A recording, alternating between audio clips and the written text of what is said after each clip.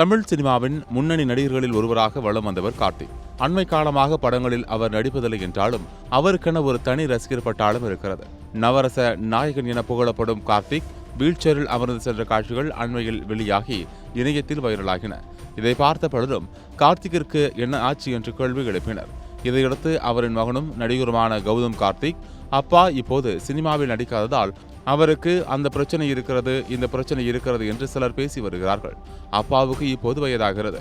ஆனால் ஒவ்வொரு வருடமும் மெடிக்கல் செக்கப் செல்வது வழக்கம்தான். அப்படி செல்லும்போது அவரால் படிக்கட்டு ஏற முடியவில்லை என்பதால் வீல்சேரில் அழைத்துச் சென்றோம். அதனை போட்டோ எடுத்து அவருக்கு வேறு பிரச்சனைகள் இருப்பதாக வதந்தி பரப்புகிறார்கள்.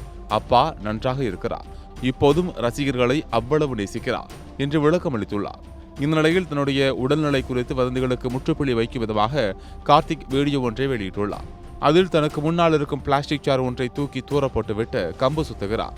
இதன் மூலம் தனக்கு எந்தவித பிரச்சனையும் இல்லை, தற்போது நலமாக இருக்கிறேன் என்று அவர் சொல்லியிருக்கிறார்.